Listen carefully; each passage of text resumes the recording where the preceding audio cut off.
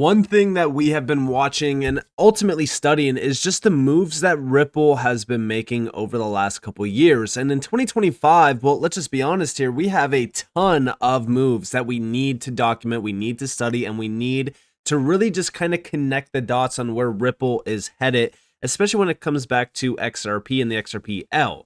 Now, looking at one of the main puzzle pieces here, ROUSD. Obviously, ROUSD is a big piece of the puzzle, and it's something that a lot of people thought was a negative thing for XRP initially. A lot of people thought that Ripple, was about to replace XRP in their tech stack with a stablecoin, and they were like, all right, well, there's no need for XRP in the XRPL. But this is a puzzle piece that reinforces the use of XRP and the underlying ledger. Now, when it comes to ROUSD and the success of this stablecoin, well, currently speaking, we are nearing $800 million tied back to ROUSD, and it's only getting bigger as a stablecoin. If we're looking at ROUSD on chain, we see that the total value is up about almost 9%, 8.28% in the last 30 days, but that's not the big thing. The big thing is monthly transfer volume. This is up over 62+% in just the last 30 days. Almost $5 billion tied back to monthly transfer volume alone from ROUSD. This is very important because this is showing us the demand of ROUSD. Now, if we go back to September, we were at about almost $4 billion. So far, we're not even halfway through October, and we're at $2 billion almost. It seems as though it's starting to heat up more and more around ROUSD, not just from, the moves being made, the total value on chain, but also the utilization of this stablecoin is heating up.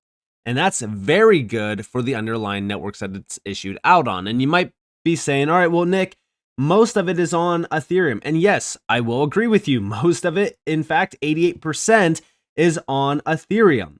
But like I said in previous videos, I see this changing over time. Listen, I get it. Ethereum, we're not a big fan of Ethereum, I understand, but we got to understand that Ethereum is also one of the most liquid networks for stablecoins. In fact, in just the last 30 days, almost $2 trillion worth of stablecoins in terms of volume was moved over Ethereum. It's the most liquid network for stablecoins and even tokenization use cases, which is why a lot of these stablecoins, like even ROUSD, most of the supply is on Ethereum at this moment. But when we start to see these institutional players start to really begin scaling their internal operations on these networks, they're going to hit a brick wall when it comes to Ethereum, and then they're going to look at the underlying networks that might be a good decision for them. And in this case, yes, the XRP ledger would be 100% a great decision for these institutions to come over. And that's when we start to see a lot of that supply shift from Ethereum to XRP to even, other networks as well.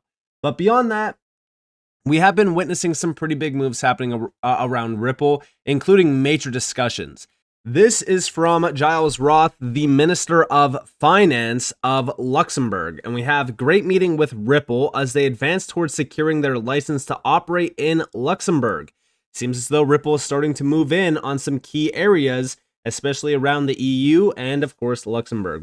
We discussed their ambitions in Europe and Luxembourg, and I reaffirmed our commitment to innovation or digital innovation itself.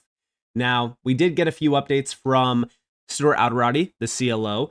The EU led in creating comprehensive rules for digital assets, and nations like Luxembourg are leaning in. Thanks to Luxembourg Finance Minister and his team for a great meeting last week. Ripple is excited about our future in Luxembourg and the EU. So it seems as though this was a very successful meeting. And then also Casey Craddock, which is the UK CEO, Managing Director of UK and Europe at Ripple. With Mika now rolled out across the EU, nations like Luxembourg have the opportunity to take a global lead when it comes to developing their local digital assets industry. It was great to meet with Luxembourg Finance Minister alongside Stuart Alderati and other Ripple colleagues. The conversation was extremely positive, and I came away feeling that Luxembourg really understands the opportunity ahead. At Ripple, we stand ready to support Luxembourg's efforts as it establishes itself at the forefront of the industry. Now, on top of that, we also got a big update, and this is, again, surrounding the EU. Big shout to Subjective Views for this. We have Ripple and the European FinTech Association, the EFA, co-hosted a dynamic roundtable in Brussels last week, drawing a full house of policymakers, regulators, and industry leaders. Attendees included representatives from the European Commission and a mix of innovative startups and established firms, reflecting strong interest in shaping the future of crypto and fintech in the EU. And here we could actually see one of the images here real quick. These are the other ones. But in this one, we have a few of the names that were included at this meeting. Number one, we do have the European Commission, the ESMA, the CNMV, the UK FCA, BaFin, and then Axiology, which, by the way, if you know about Axiology, that's also another project that's built around the XRP ledger, which we love to see that. And then, of course, Ripple was the moderator at this. But yeah, I mean, listen, these types of meetings and discussions are very crucial to focus on because they typically lead to Ripple expanding in some of these key areas and also, inking up some partnerships or just networking with some of these big names. Like, for an example, if we go back to Casey Craddock's post from September 26th, because this was also another big update that we got. And this was earlier this week, I posted about the Downing Street Roundtable during President Trump's state visit to the UK that I attended alongside representatives from the UK and the US governments and financial and crypto industries. This meeting was the precursor to the announcement of the UK-US Transatlantic Task Force for Markets of the Future, an important initiative which will build on the deep and enduring partnership between the UK and the US in financial services. The new task force will lead to closer cooperation between the US and the UK on digital assets, creating an opportunity to align on stablecoins, tokenization, and cross-border market access, as well as setting a template for international cooperation in our industry.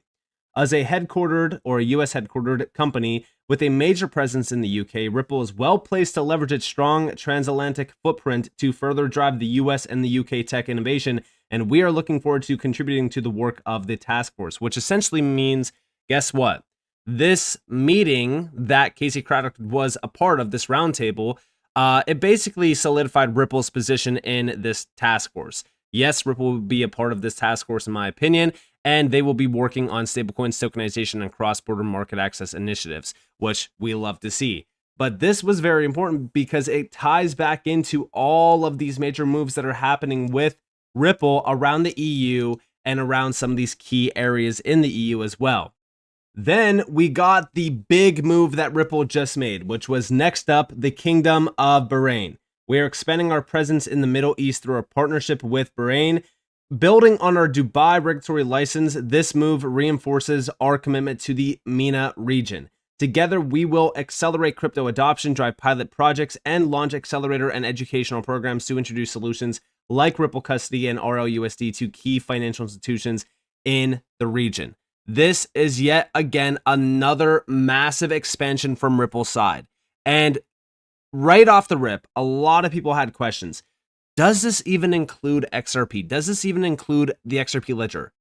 Guys, look at what they're trying to tap into. Ripple Custody and RLUSD.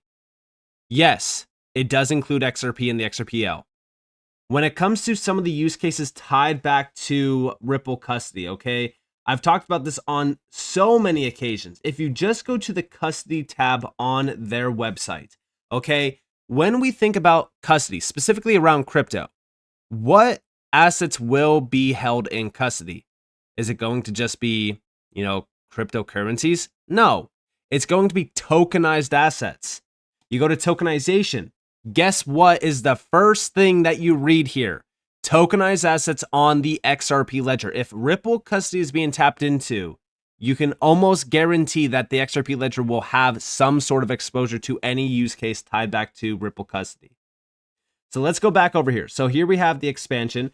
And if we're looking at this move extends Ripple's presence in the Middle East, building on Dubai regulatory license secured earlier this year, which, yes, that did happen this year. It seems like it happened forever ago, but it was earlier in the year. Ripple, the leading provider of digital asset infrastructure for financial institutions, today announced a strategic partnership with Bahrain Fintech Bay, the kingdom's leading fintech incubator and ecosystem builder, which partners with government bodies and others to further accelerate the development and adoption of blockchain and digital assets technology in Bahrain. The agreement will see Ripple and Bahrain Fintech Bay working together to positively contribute to the kingdom's digital asset ecosystem through a range of activities, including supporting the development of proofs of concepts and also pilot projects relevant to Bahrain's fintech ecosystem, showcasing solutions across areas such as blockchain technology, cross-border payments, digital assets, stablecoins, and even tokenization. Leading knowledge initiatives through educational collaborations and accelerator programs, and participating in dedicated local ecosystem events to foster new industry partnerships and drive innovation. And of course, when we think about this, we look at some of the quotes here. Number one, the Kingdom of Bahrain has emerged as an early adopter of blockchain technology and was one of the first jurisdictions globally to regulate crypto assets. At Ripple, we look forward to working with Bahrain Fintech Bay to continue laying the foundations for a thriving local blockchain industry, as well as ultimately offering our digital asset custody solution and stablecoin Ripple USD to Bahrain's financial institutions. Again, all the main focus here is institutional grade adoption. Bahrain has long been recognized as a financial services hub, and today this legacy is being further enhanced in the digital asset and blockchain space. This partnership with Ripple reflects Bahrain Fintech Bay's commitment to bridging global innovators with the local ecosystem, creating opportunities for pilots, talent development, and cutting-edge solutions that will shape the future of finance. Together, we are delivering on our goal of enhancing fintech innovation in the region as well.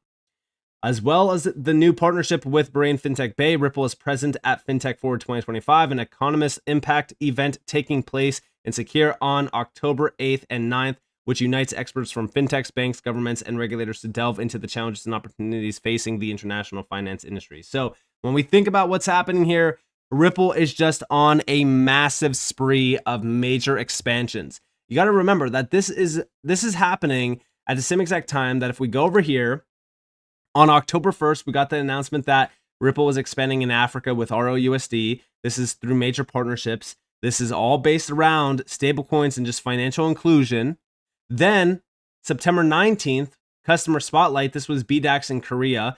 This is South Korea specifically, and this is all based around institutional access to both XRP, ROUSD, and even tokenized assets with Ripple custody. But then, we go back to September 9th. The announcement of Ripple custody with BBVA, again, expanding on their partnership with BBVA, bringing our institutional grade digital asset custody technology to Spain. This is with ROUSD. And of course, when we think about Ripple custody, we go back to this announcement, institutional access to XRP, ROUSD, and other tokenized assets with Ripple custody. But then, it didn't just stop there. August 21st, the $300 billion stablecoin market is set to grow into the trillions. Together with SBI VC, we are bringing ROUSD to Japan in early 2026. Again, when we think about all of these expansions, this has happened in just the last roughly 2-3 months. And 2025, if we're looking at all of the announcements around Ripple, I'm pretty sure that we saw at least 10, 15, maybe even 20 announcements around Ripple just expanding their presence or, acquiring major companies, just becoming a much bigger name. It's crazy to see, but this is exactly why we keep focused on ROUSD. We, stay locked in on Ripple products because almost every single step of the Ripple infrastructure is starting to see increased growth, major expansions happening. And this is all very beneficial for XRP. It's very beneficial for XRP. It's very beneficial for the entire space. And, again, it's just such a very, this is just crazy to see. It's very bullish to see all of this happening. But, if we go back a year ago, none of this would have been happening. So you can clearly see the sea shift as well. And you can also see just how big Ripple is becoming around the world with some of these major meetings, these discussions, these roundtables. I'm telling you guys, things are heating up when it comes to Ripple. So with that being said, I hope that you guys enjoyed this video. If you guys did, definitely leave a like, subscribe, turn notifications on because more free content. You guys are more than welcome to follow me on Twitter and join the free Discord in the description below. And with that being said, guys, it's been Nick. Thanks for watching. Peace out, guys.